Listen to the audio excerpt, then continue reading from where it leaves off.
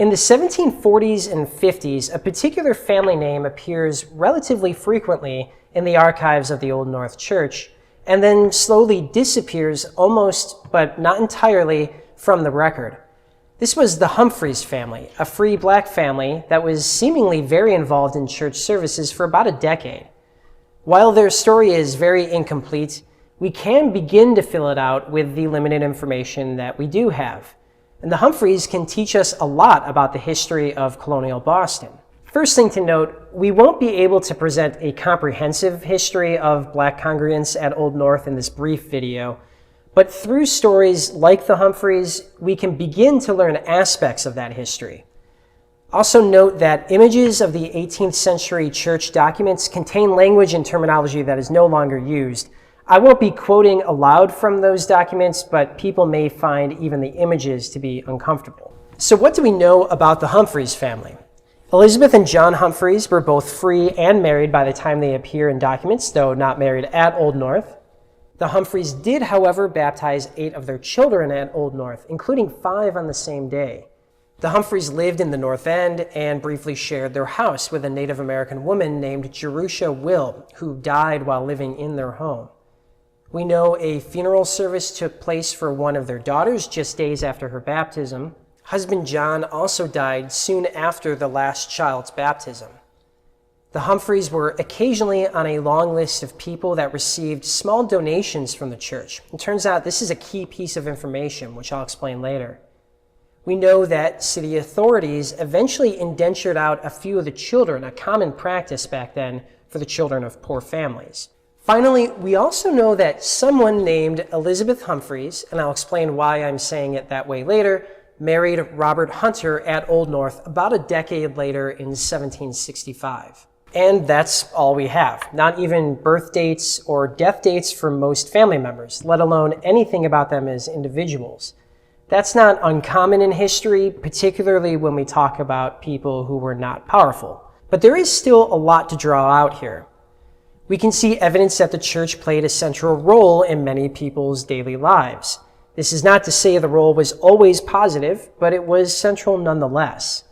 The Humphries choosing Old North opened up weddings, baptisms, funerals, and the potential, at least, for communal support. The community that formed at Old North was probably an important factor as well, and we can see this importance through the story of Jerusha Will, the Native American woman who lived in the Humphries' home.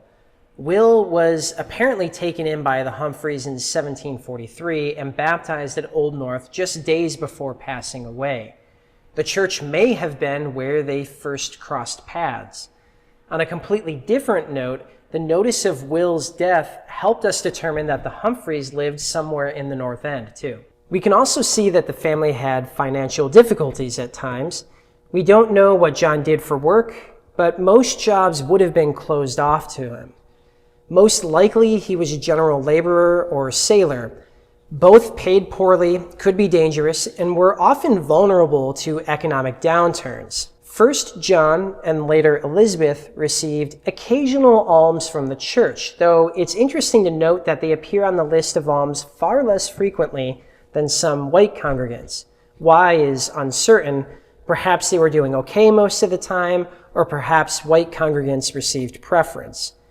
The fact that they took Jerusha Will into their home indicates that they felt they had enough to be charitable. The alms they occasionally received helped fill in other details. John Humphries, as the head of the household, received alms 3 times in 4+ years, the last being in 1750. Then, in 1752, after a 2-year gap, Elizabeth appears in the records instead, usually as Betty, once per year for 3 years. This change suggested that John had died. Old North's records never said so, but by cross-referencing outside sources, the suggestion was confirmed via the contracts of indenture for some of the children, stating here he was deceased. The Humphries remind us that life was difficult back then, not just because they needed the alms, but also on the emotional level. Deborah, the first child baptized, died just days after her baptism. And for Black Bostonians in particular, we see that freedom was often uncertain.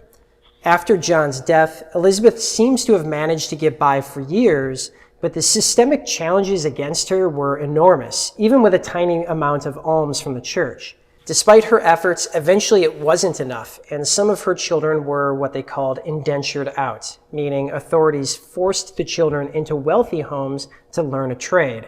Not outright slavery, but certainly a kind of forced labor.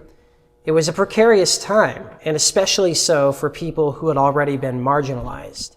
After this, the Humphreys largely disappear from Old North's records, but not completely. There's a wedding that I mentioned earlier, which is very interesting. Someone named Elizabeth Humphries married Robert Hunter at Old North in 1765. That may have been Elizabeth remarrying after John's death. But we also know she had a daughter named Elizabeth, one of the 8 children baptized here. A former educator at Old North who researched the family theorized that this wedding may have been the daughter, continuing the family's connection to the church. And that marriage tells us something interesting about the era, because Robert Hunter was enslaved, while Elizabeth, whichever one, was free. That shows us that enslaved and free black people did socialize, with church services being a common location. But also, this was a free woman marrying an enslaved man. At first glance, that might seem dangerous to Elizabeth's freedom. But unlike in England, in the colonies, a child's status traditionally depended on the mother's status. Knowledge of this legal concept was empowering to the pair in at least one way, as it allowed for choice, and perhaps comfort in the knowledge that whatever challenges they themselves may face, they were hopefully providing a better future for any children. There's more we can learn about the Humphreys in the time period than just this, so as always, make sure to check out our extras link in the description for more stories. But the point being, when we uncover more of these stories, we reveal more and more what life was actually like for the vast majority of people in the past. Famous events are important, but alone they don't help us understand or connect with the people back then. The more stories like the Humphreys that we uncover and learn about, however incomplete or brief, the more we can piece together this time period.